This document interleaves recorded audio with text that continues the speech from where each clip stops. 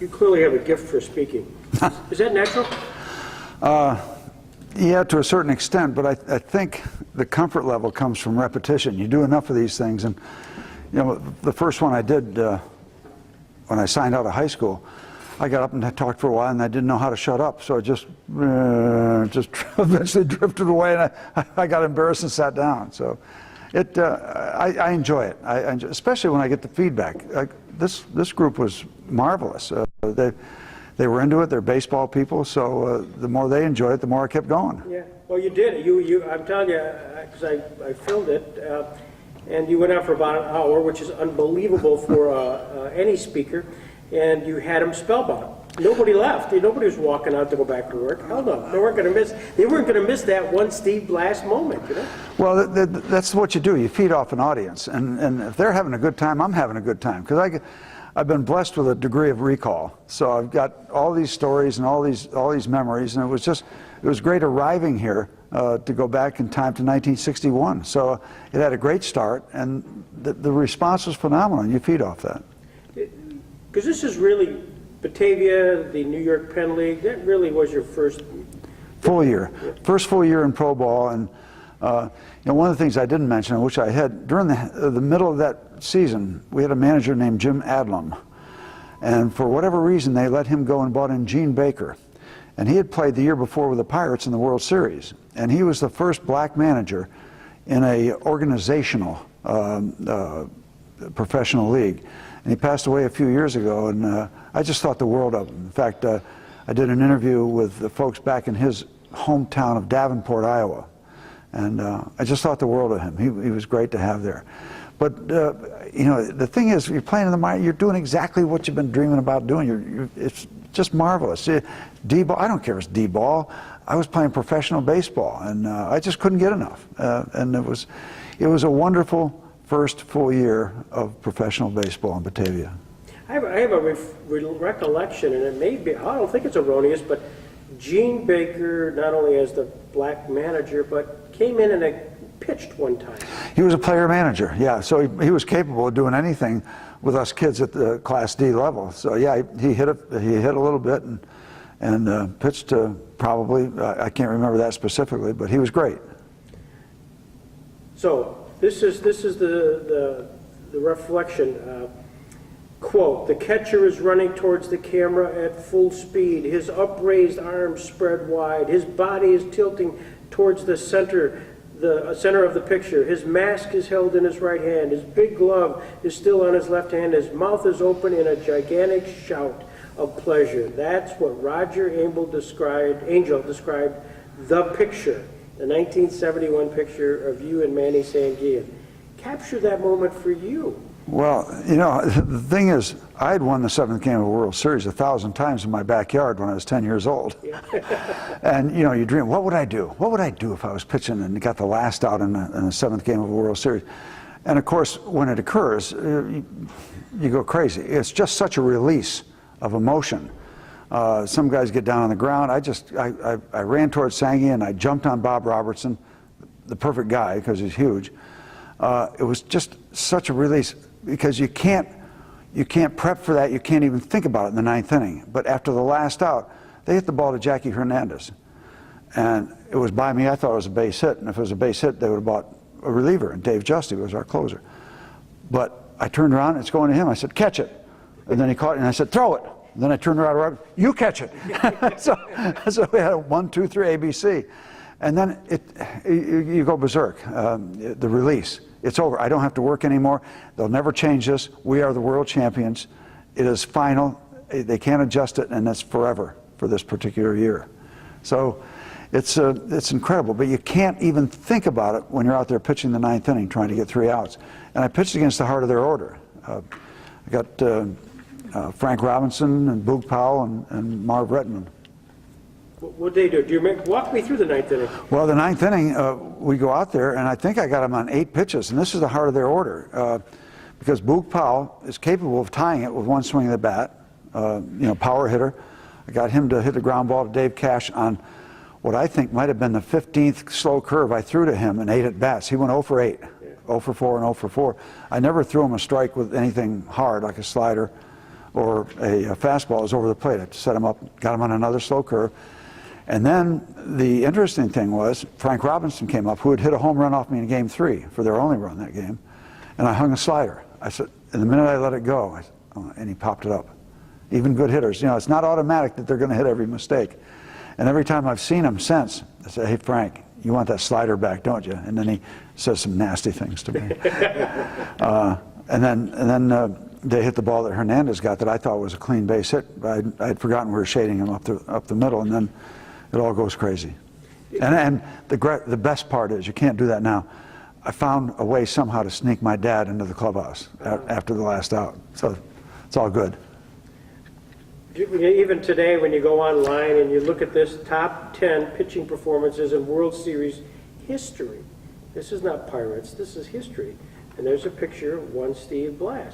Does that, do you have to pinch yourself? Yeah, I do. I sometimes, I'll look down and say, I did this stuff. I mean, I worked out there, even regular games.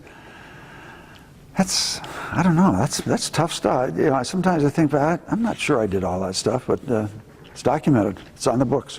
Well, even Earl Weaver was quoted as saying, Clemente was great, all right, but if it hadn't been for Mr. Blass, we, the Orioles, might be popping the corks right now. And I mean, that's the...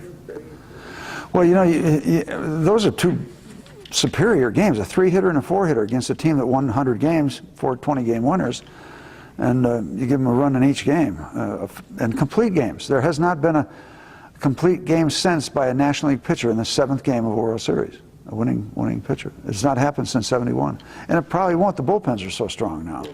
But Murtaugh never made one trip to the mound in a 2-1 7th game of a World Series. That's surreal. Maybe he was equally panicked about what was going on. By the way, you left us hanging in the beginning. You talked about your first game against Sandy Koufax. You talked about Mazeroski putting his arm around and saying, "Hey, pitch a shutout, and we'll play for the tie." You know, that type of thing. What happened that game? Well, that game is kind of a little bit of a cliche. That was it wasn't my original story, but I think it's so good because it very easily could have been. But I beat Don Drysdale my first start, and that was a thrill and a complete game at Dodger Stadium with 60,000 people there. That's something I'll never forget. My first call after my parents was to my high school coach, Ed Kirby, in Connecticut. So it was neat. You went through some managers, and I'm just going to throw some names at you. This is sort of like name recognition to see if there's a comment, a story, something. But Danny Murtaugh. He was like a baseball father to me. I just absolutely loved Danny Murtaugh, the way his style, the way he left you alone if you're doing your job. He was my first major league manager, and I just thought he was absolutely terrific. Harry Walker. I wasn't a big Harry Walker fan. After my rookie year, Harry called me in the office and said, "I'm going to send you down to AAA. I think you need to come up with a trick pitch or something." Mm-hmm. That was enough for me. Larry Shepard. Larry, I argued my best year, 18-6, and I was I led the National League in winning percentage. I had pitched for him 2 different years in AAA, and he knew me. And it was the year of the pitcher, 1968. But I was 1-2 on June 1st and wound up 18-6. And Larry knew me from my minor league days, and I thought he had a real good sense of what to do, what not to do with me. He handled me very well. What happened? Shepard's dismissed, and they bring back, was it Murtaugh then? Yeah. They bought Danny back because Joe Brown thought Danny was a miracle worker. Came back and got us going to win the '71 championship, and then they bought him back in '73 when I was struggling because he thought he might be able to be the catalyst to get me going again. Joe Brown just had ultimate faith in Danny Murtaugh, and vice versa. '71, you also brought in, you had a trade with the Cardinals, with Davila, who you talked about, and Nellie Bryles. How much did that, having Nellie Bryles into that pitching rotation? It solidified a rotation. Nellie was an established major league pitcher. He had had some good years with the Cardinals, so that was a big acquisition for us. And then he goes on to pitch a 2-hit shutout in game 5 of the World Series, the day after the first night game in World Series history. Then, going through just your lineup, you got Bryles, you talked about Davila, which was a funny story. Bob Robertson. the Maryland Strong Boy. He was going to be the next Ralph Kiner, and didn't fall too far short of that. Tremendous strength. And what a lot of people didn't realize about Bob Robertson was that he was a tremendously gifted defensive first baseman, to the point where when the Astros got Jeff Bagwell, who was the third baseman, to play first base, they brought Bob Robertson in to work with him. So Bob Robertson was terrific, a very underrated defensive first baseman, and had a phenomenal postseason in '71 in the playoffs and the World Series. Hit like 6 or 7 home runs, including the missed bunt home run that I pitched in Game 3. That I told Murtaugh, if you find him for missing a bunt sign, I will pay it. I will pay it. 3-run shot. Yeah. Richie Hebner. Hebner was almost as crazy as I was. He's gotten better. Richie's a free spirit. I love him like a brother. He was just totally out there, loved playing the game, loved everything about playing the game of baseball. Just a subtle little thing. Richie was one of those guys, and I have a son who's like that. Every time they either swear or do something wrong, there's either a priest or a cop around him. Mm-hmm. He gets caught. Those kind of people get caught. But a lot of people don't know that Richie Hebner spent a lot of time unannounced at Children's Hospital days before night games. And so I like Richie Hebner for a lot of reasons, the way he played, and I like Richie Hebner's heart. The role that Bill Mazeroski played that year, this was toward the end of his career. You had the Dave Cashes, the Jackie Hernandez's. What was his principal role? Well, he was the elder statesman at that point, and he was still the model of how to play second base. So just having him around with Cash and Stennett coming up through the ranks was invaluable. But Maz never liked to talk much, still doesn't. But when he said something, it had some meaning. Like he told me when I was a rookie, he said, all right, you're in the big leagues now, no excuses. People want to know why you did, not why you didn't. And he's also reminded kids that he's a guest instructor in spring training these days, and he'll constantly remind them, don't ever forget the name on the front of your uniform is more important than the name on the back.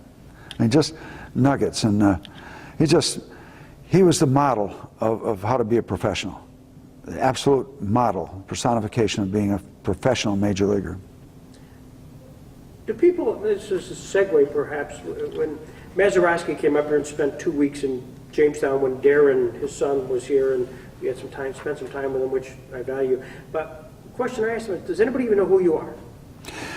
Does anybody know who you are? Well, if they do, it's flattering. Maz, he'll tell you, and he'll use his own words, it doesn't matter. I know who I am. And Maz, and he's at peace with that. And one of the things about Maz, his autograph won't be worth very much at all, because he signs everything that people put in front of him, which is a wonderful quality that he has. It's probably not his favorite thing to do. Getting up at a microphone is definitely not his favorite thing to do. But he's the epitome of a major leaguer. Just on a history perspective, in the Pirates, and you go down there and you interview the folks, or you're at spring training, do they have a sense of it? Do they have a sense of that? I always got a mixed bag from guys like you who say, I don't know if they really know the history of baseball. They play it, but I'm not sure they do. Some of the guys do. I know guys that take it very seriously, that have a sense of the tradition and what's gone in the past. They all should go visit the grave of Kurt Flood. Is Kurt still alive?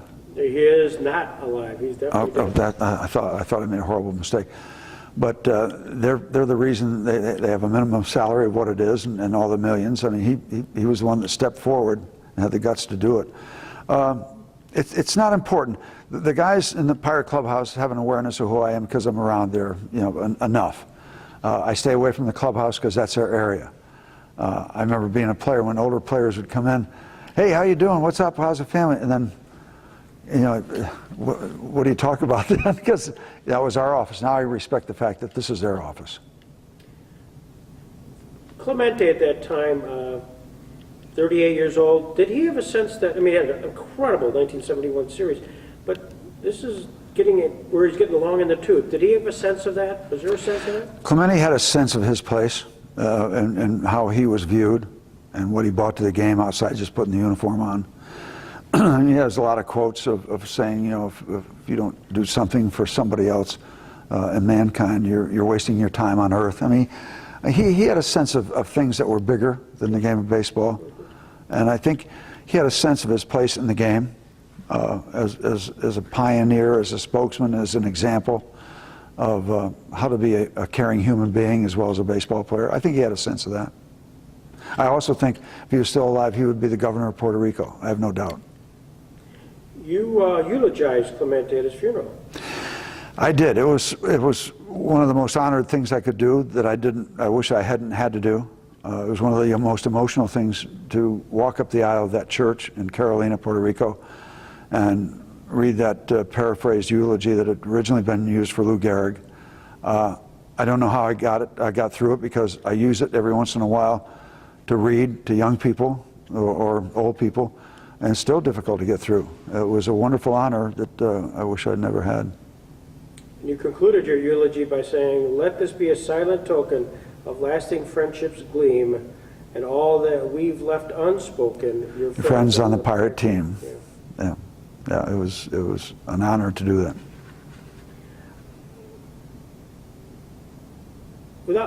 I know the conversation they brought up on the well, let's go back to a couple of players first. Stargell was a relatively newcomer at 71. Yeah, Willie and I came up through the minor leagues, so I knew the Willie Stargell story.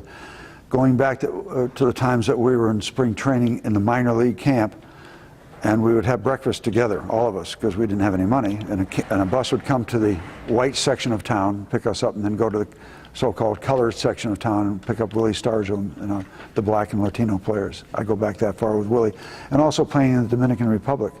He had already been in the big leagues for a year or a year and a half, but he went down to Santiago in the Dominican Republic to refine his skills, and we both came away from that better. Yeah.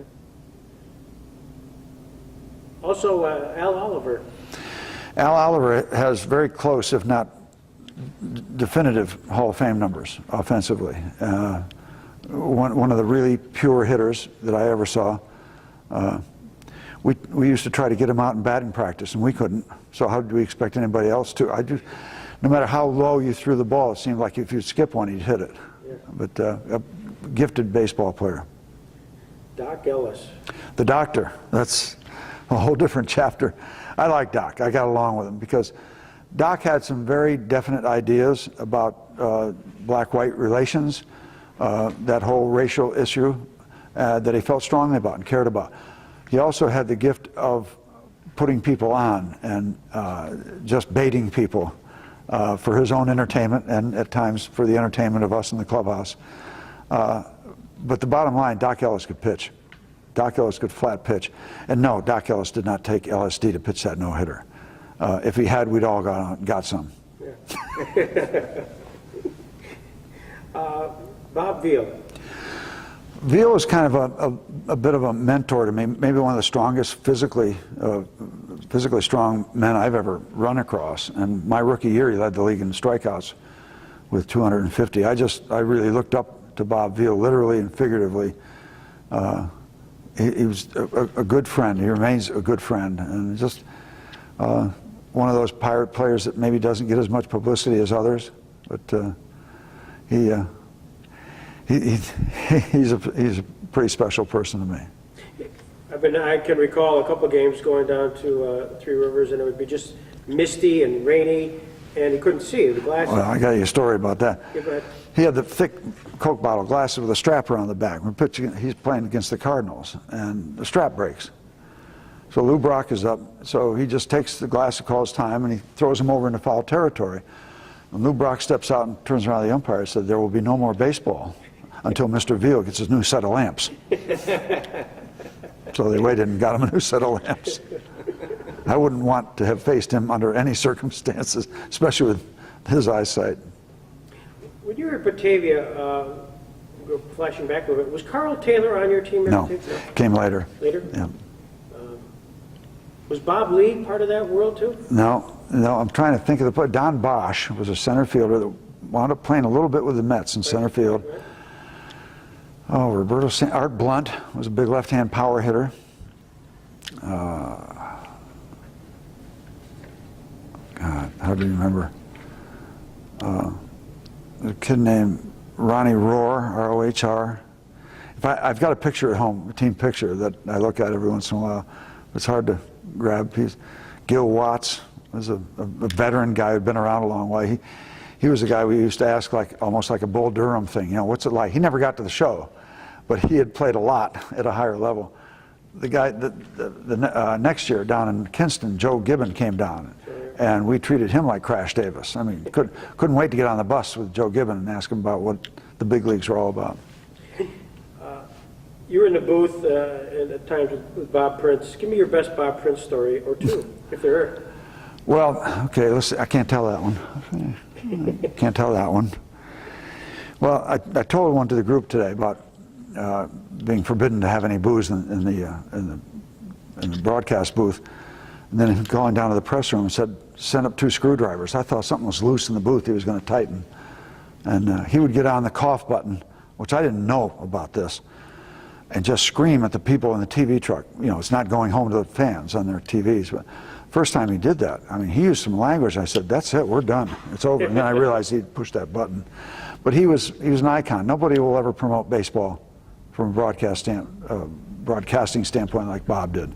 He was unbelievable. And he had a presence in Pittsburgh that was bigger than life. I mean, he knew every politician, every religious leader, and could skewer them, both categories. He could walk into the fire department in West Mifflin and own the room, or the boardroom of U.S. Steel and own the room. He was very unique. There won't be anybody like Bob Prince.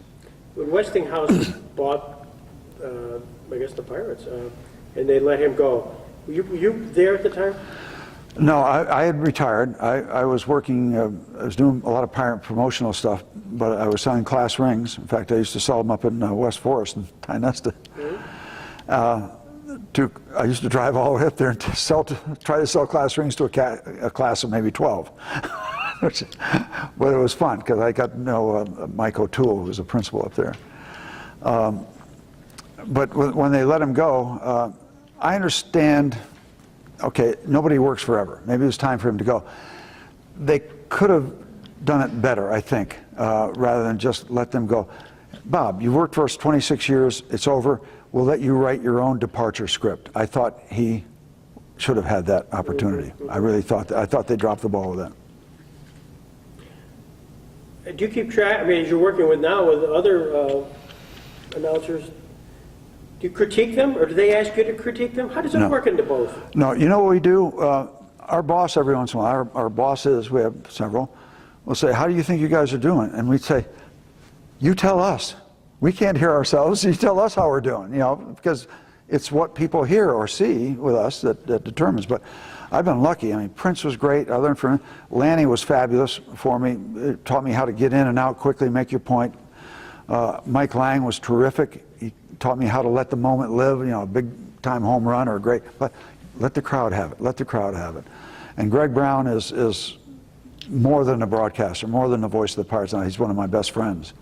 I just think the world of him. If he called me up at 4 o'clock in the morning and said, "I need you," I wouldn't say why. I'd just say, "Where are you and how quick can I get there?" Sure.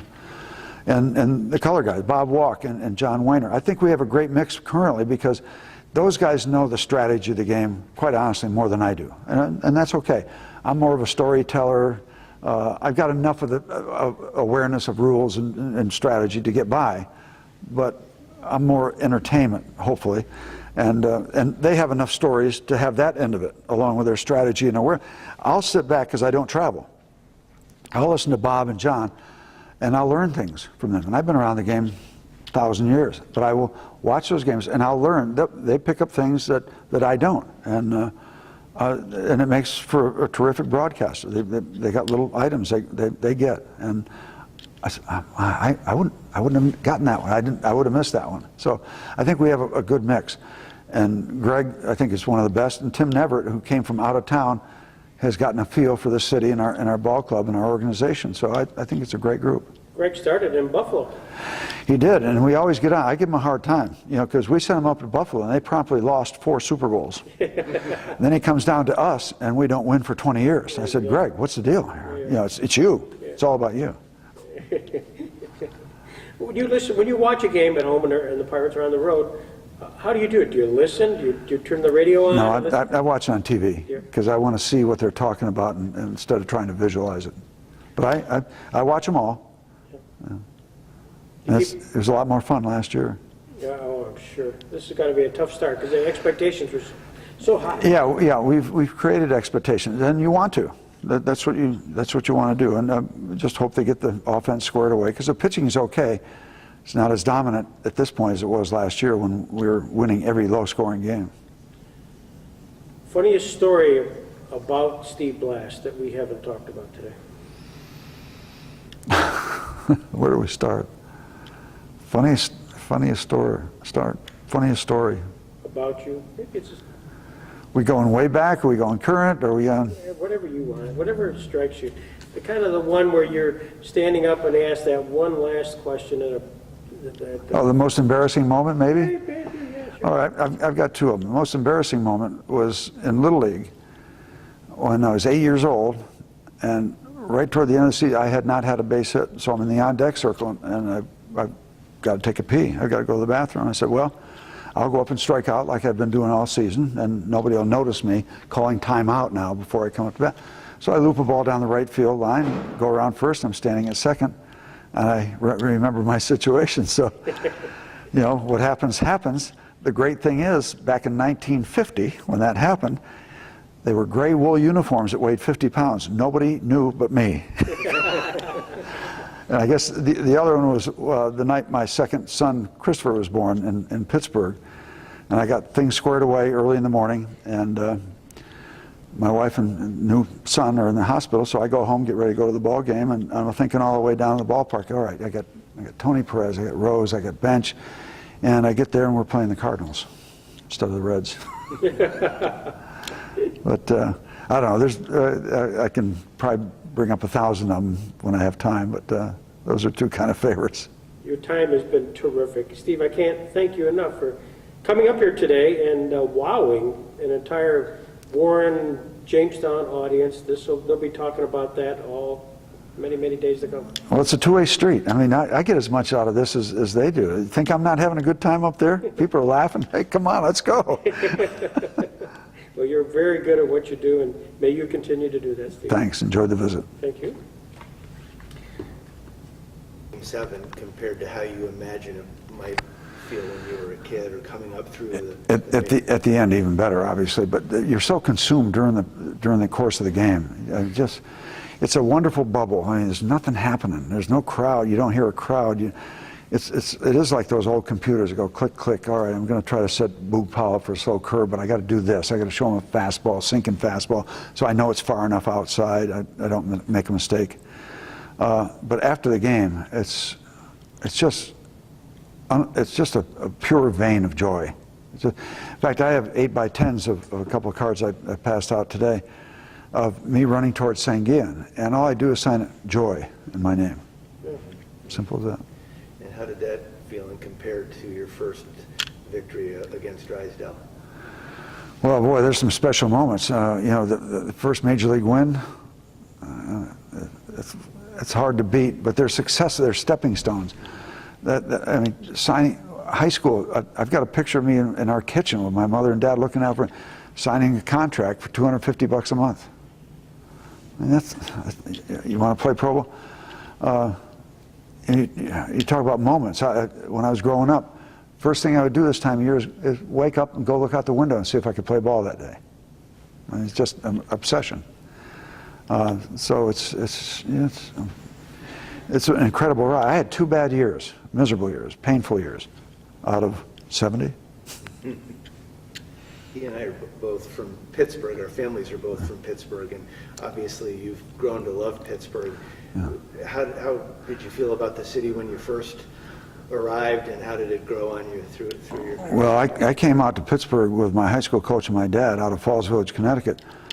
Never been out of there, and we took off out of Bradley Field in Hartford, Connecticut, and the plane banked that way, and I leaned this way thinking I need to balance this thing. I mean, talk about naive, coming through the Fort Pitt Tunnel and working out, you know, pitching down the bullpen in right field at Forbes Field, scared shitless, scared to death. I'd never been away from from Connecticut. I mean, I've got minor league stories about the rookie league, going to a laundromat, 6 pair of underwear and 6 pair of socks, and they had that, you know, the dispenser with those little boxes of soap. Well, I've got 12 items. I'm probably going to need 12 boxes. True story. And the shit started coming out of that thing, and I ran away. And I mailed my laundry back and forth to my mother all summer in Kingsport, Tennessee in 1960. I mean, that's why I wrote a book. I got all these memories. Terrific. I'm going to hit the road. Thank you.